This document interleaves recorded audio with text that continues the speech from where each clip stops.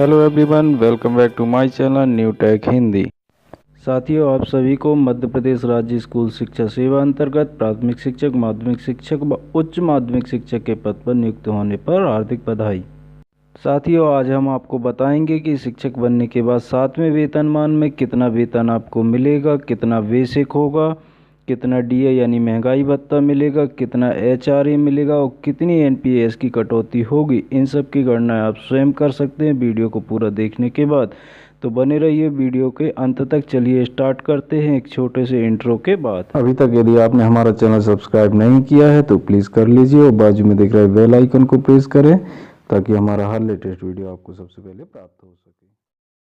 तो चलिए सबसे पहले हम सहायक अध्यापक से प्राथमिक शिक्षक बने शिक्षक के 7वें वेतनमान की गणना करेंगे, जिनका वेतन बैंड 5,200 से 20,200 रुपये है। अब मान लीजिए 1 जुलाई 2018 की स्थिति में आपका मूल वेतन बेसिक 8,050 तथा ग्रेड पे 2400 है। अब हम इन दोनों को जोड़ेंगे तो हमें प्राप्त होगा 10,450 रुपये।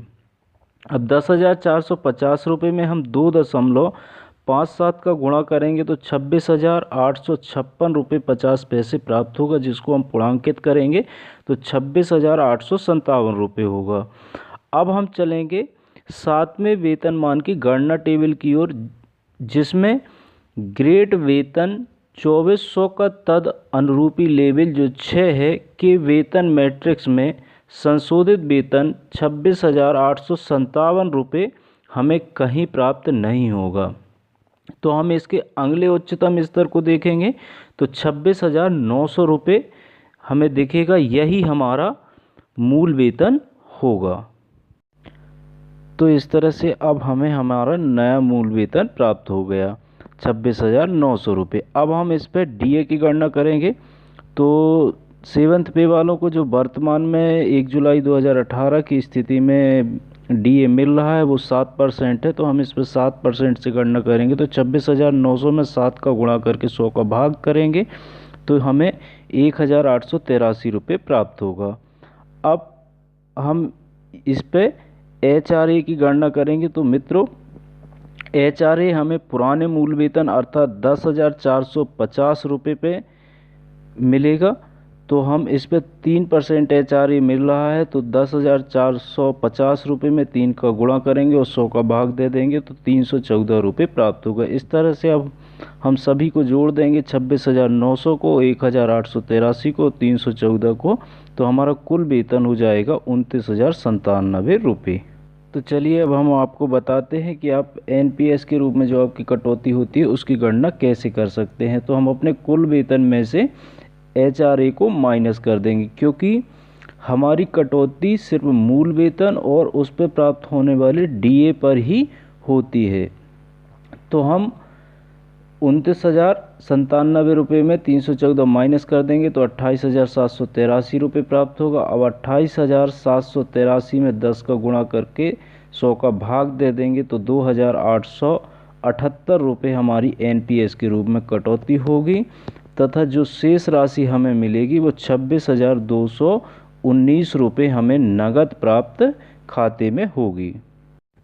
दोस्तों, एनपीएस यानी प्राण खाते में जमा राशि को कैसे चेक करें तथा उसका स्टेटमेंट कैसे डाउनलोड करें तथा नियुक्ति आदेश डाउनलोड कर उसके सिग्नेचर को वेरीफाई कैसे करते हैं, ये दोनों वीडियो की लिंक हमने डिस्क्रिप्शन बॉक्स में दे दी है।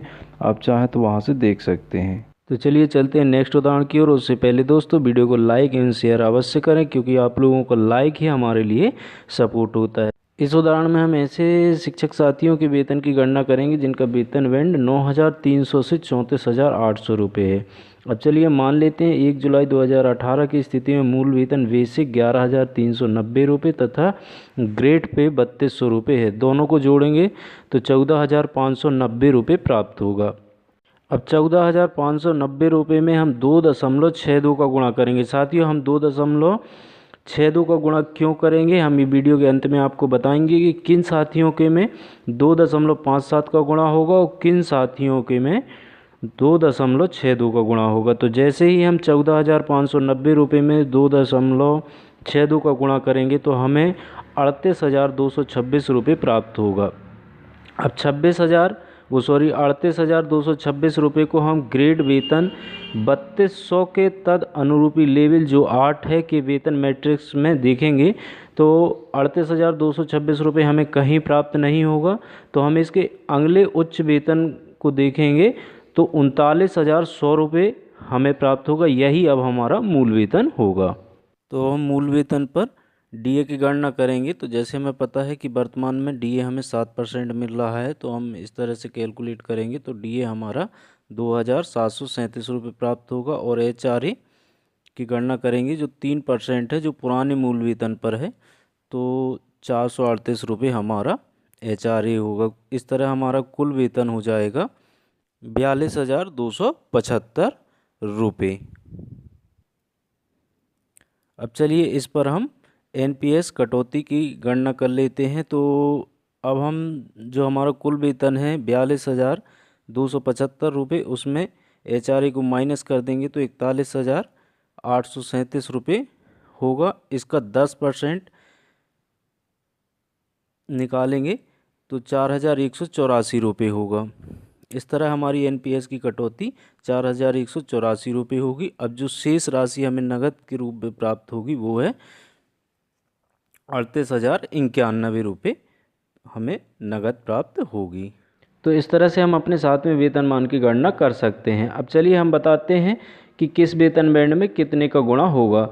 तो साथियों, जिनका वेतन बैंड 5,200 से 20,200 है उनके में 2.57 का गुणा होगा, तथा जिन साथियों का वेतन बैंड 9,300 से 34,800 रुपये है उनके में 2.62 का गुणा करके हम अपने वेतन की गणना करेंगे।